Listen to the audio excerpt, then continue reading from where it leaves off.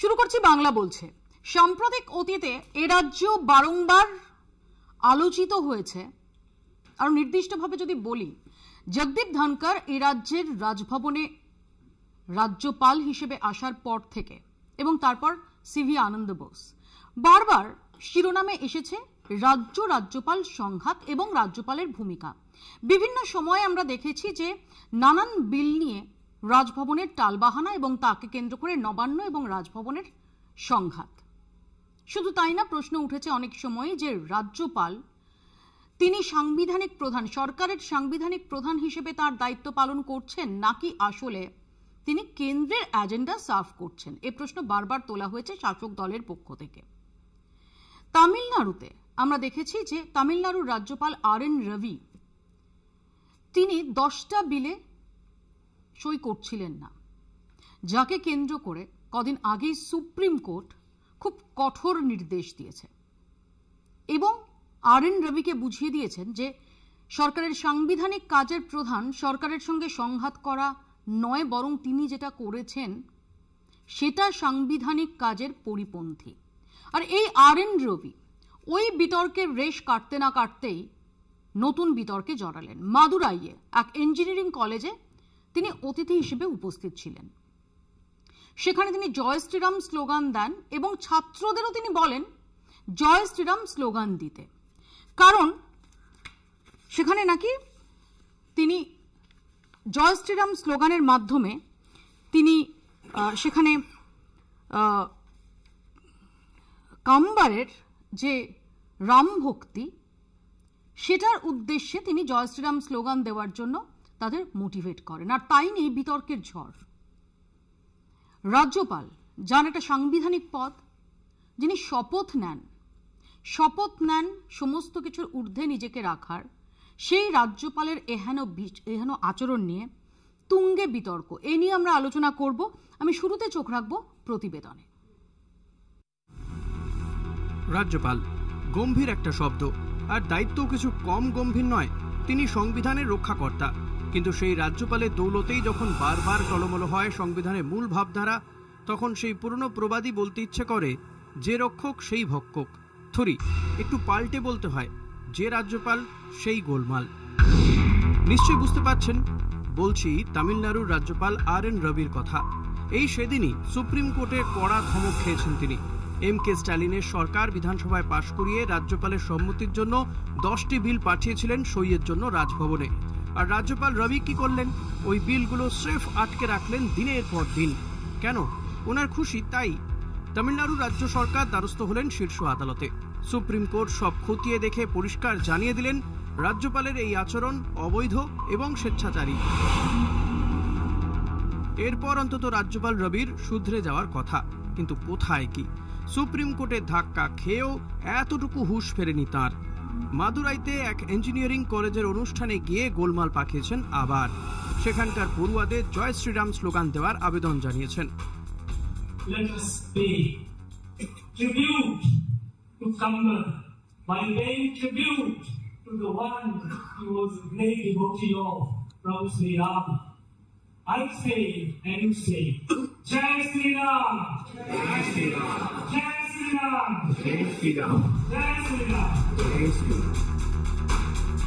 শুনলেন তো?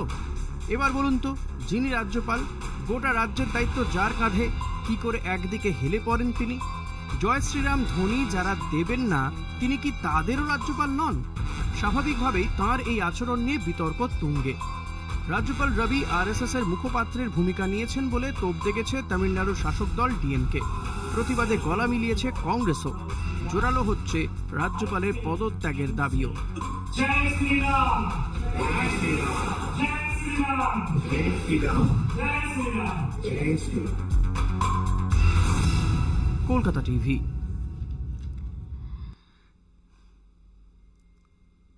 আমাদের সঙ্গে যারা উপস্থিত রয়েছেন পরিচয় করিয়ে দিই। আমাদের সঙ্গে রয়েছেন রাজনৈতিক বিশ্লেষক নীলাদ্রি ব্যানার্জি, আমাদের সঙ্গে রয়েছেন আইনজীবী অনির্বাণ ব্যানার্জি, কংগ্রেসের পক্ষ থেকে অশোক ভট্টাচার্য, এবং আমাদের সঙ্গে রয়েছেন রাজনৈতিক বিশ্লেষক শুভময় মৈত্র, এবং কিছুক্ষণের মধ্যেই আমাদের সঙ্গে এসে যোগ দেবেন বামেদের তরফ থেকে মোহাম্মদ শফিউল্লাহ এবং সাংবাদিক সুমন ভট্টাচার্য। আমি প্রথমে নীলাদ্রি বাবুর কাছে আসি।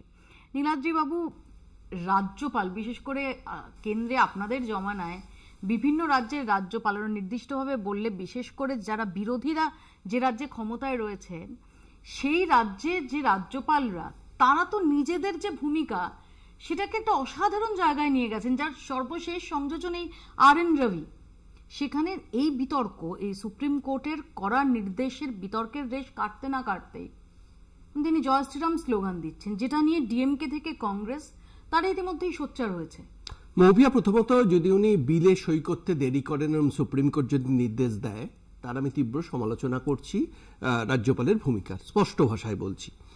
কিন্তু আমি ঈশ্বরকে পাশাপাশি ধন্যবাদও জানাবো, আজ মহাত্মা গান্ধী আমাদের মধ্যে নেই। যদি গান্ধীজি থাকতেন, আপনারা হয়তো তাকেও সাম্প্রদায়িক হিন্দু মনোভাবাপন্ন বলে অনুষ্ঠান করতেন।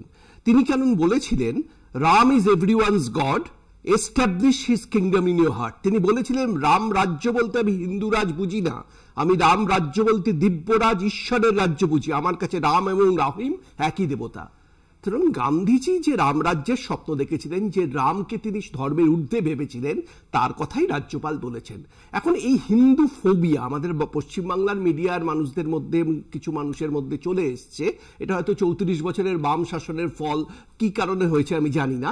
সেই জন্য আমি অন্তত ধন্যবাদ দিচ্ছি গান্ধীজিকে এই দিনটা দেখতে হলো না, যখন কলকাতা টিভিতে বসে রামের নাম উচ্চারণ করার জন্য আমরা রাজ্যপালের সমালোচনা করি। এখানে না হয় একটা বামফ্রন্টের রেজিম ছিল ডেফিনেটলি, কিন্তু তামিলনাড়ুতে যেখানে এই বিতর্কটা ছড়িয়েছে সেখানে তো বামফ্রন্টের রেজিম নেই, সেখানে ডিএমকে রেজিম আছে। ডিএমকের কি ভূমিকা বিভিন্ন ক্ষেত্রে, তাদের ব্রাহ্মণ্যবাদ বিরোধী ভূমিকা, আমি ব্রাহ্মণ্যবাদের খারাপ দিকগুলোকে কখনো সমর্থন করি না, সেগুলো আমরা জানি অতীতে কি বলেছে, আমি সেগুলো উচ্চারণও করতে চাই না। নির্বাচনের আগে তো অনেকেই অনেক কথা বলেন, সেখানে ডিএমকে রেজিম আছে, এখানে বাম ছিল, সেখানে ডিএমকে। আসলে এই বাম রেজিমের মানসিকতা থেকে আমরা বেরোতে পারছি না, সেই জন্যই রাম নাম শুনলে রেগে যাই। না, কিন্তু নীলাদ্রি বাবু, আমি এখানেই আপনার কাছে আমার প্রশ্ন, যে ডেফিনেটলি জয় শ্রীরাম এটা তো স্লোগান নয়, জয় শ্রীরাম নিঃসন্দেহে জয়ধ্বনি, রামের জয়ধ্বনি, কিন্তু গত কয়েক বছরে জয় শ্রীরাম এইটাকে নিয়ে যত রাজনৈতিক বিতর্ক হয়েছে এবং এটাকে কার্যত স্লোগানের পর্যায়ে নিয়ে চলে এসেছেন যারা, তারা কি আপনারাই নন? তারা কি গেরুয়া শিবির নয়? না না, প্রথমত আমি গেরুয়া শিবির নই, আমি কাকে সমর্থন করি সেটা আমার ব্যক্তিগত ব্যাপার। কিন্তু গেরুয়া শিবির নয়, তাহলে তো আরো সুবিধা হলো আপনার কাছ থেকে উত্তর।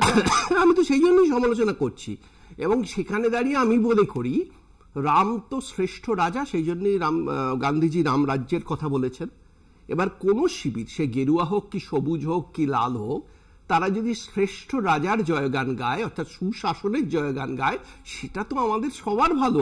সব রাজনৈতিক দল জয় শ্রীরাম স্লোগান দিক, কেন কিছুদিন আগে তৃণমূলও কিছু বোধহয় নেতা জয় শ্রীরাম স্লোগান দিয়েছেন এবারের রামনবমীতে। সারা দেশে আমরা দেখলাম, পশ্চিমবঙ্গেও এবার রামনবমী কিভাবে হিন্দু মুসলমান হাতে হাত ধরে পালন করলো। তখন রাম নামে এত ফোবিয়া কেন? এই আমার মনে হয় আপনারা এই কমিউনিস্ট মানসিকতা থেকে বেরিয়ে আসুন। সারা বিশ্বে কমিউনিজম মুছে যাচ্ছে, আর আপনারা এখন রাম ফোবিয়ায় ভুগছেন। না না, আমি কমিউনিস্ট মানসিকতার দ্বারা প্রভাবিত, এ কথা আপনাকে কে বলল? না না, আমায় কেউ বলেনি। আমি বলছি এই রাম ফোবিয়াটা কমিউনিস্ট, ডিএমকে এদের মধ্যেই থাকে। জাতীয়তাবাদী মানুষরা রামকে সবসময় স্বাগত জানান, আমি এটাই বলছি, আপনার কথা বলছি না, সমগ্র এই মিডিয়ার প্রেক্ষাপটটার কথা বলছি। অশোক, তাহলে আপত্তি কিসের? তার মানে কংগ্রেস যে সুর চড়াচ্ছে আসলে কংগ্রেসের রাম ফোবিয়া। बीजेपी आरएसएस वालों का नाम गान में मन का वो आराम नहीं, जबरदस्त की जय श्री राम पे सब कुछ है बस राम नहीं। এটা থিয়েটার হয়েছিল গত বছর, অসাধারণ একক থিয়েটার, সেই থিয়েটারের দুটো লাইন বললাম। ব্যাপারটা হচ্ছে, দেখুন, রাম নামে আপত্তি কেন থাকবে? ঈশ্বর আল্লাহ তেরো নাম সবকো সম্মতি দে ভগবান, উনি গান্ধীর কথা বললেন। পার্থক্যটা ছিল, আছে, থাকবে। একজন হে রাম বলে বুলেট বুকে গেঁথে নেন, আর একজন জয় শ্রীরাম বলে মানুষ খুন করে, মানুষ মারছে। পার্থক্যটা এই জায়গাটাতে যে হরি অনন্ত, হরি কথা অনন্তা, কহি শুনাই বিধি বহু সন্তা, অর্থাৎ হরি অনন্ত, বহুত্ববাদ, যে যেমন ভাবে পারবে দেখবে। আর এরা বলছে একই নারা একই নাম, জয় শ্রীরাম বলে চাপিয়ে দেবে। হয় নাকি কখনো? আপত্তির জায়গাটা এইটা, রাষ্ট্রের কোনো ধর্ম নেই। আপত্তির জায়গাটা একটা সাংবিধানিক পদে থেকে আমি বলতে পারি না তারা ওই কি তারা নাকবীর কিংবা জয় শ্রীরাম, আমি বলতে পারি না, বলা সম্ভব নয়। আমার ভারতবর্ষের সংবিধান সেই রক্ষা কবচটা দিয়েছে আমাদের হাতে। আজকে সেই সংবিধান প্রণেতার জন্মদিন। এই সংবিধানের বহুত্ববাদী নির্যাসটাকে ধ্বংস করে দেওয়ার জন্যই এই আর.এন. রবির মতন মানুষজন এই কথাগুলো বলছেন, এর বাইরে তো অন্য কোনো কিছু নয়। আবার বলছি, এ কথা আমার নয়, এ কথা তুলসীদাসের। তুলসীদাস বলছেন, যাসু রাজ অবধি প্রজা দুঃখী সো অব নিপতি নরক অধিকারী। যে রাজ্যে প্রজারা দুঃখ কষ্টে ভোগ করেন সেই রাজার নরকে থাকতে হবে।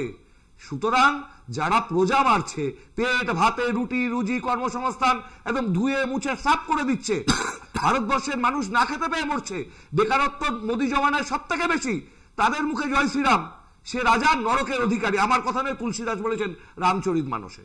আমি অনির্বাণের কাছে আসবো, অনির্বাণের কাছে আসবো। আমি তার আগে একটু সুমন ভট্টাচার্যের কাছে যাব। সুমন দা, আর.এন. রবি যে জয় শ্রীরাম স্লোগান দিয়েছেন এবং ছাত্রদের জয় শ্রীরাম স্লোগানে মোটিভেট করেছেন, নীলাদ্রি বাবুর যেটা বক্তব্য যে জয় শ্রীরাম স্লোগানে আপত্তির কি আছে, কেন রাম ফোবিয়া? এটা তো কোনো পলিটিক্যাল স্লোগান নয়।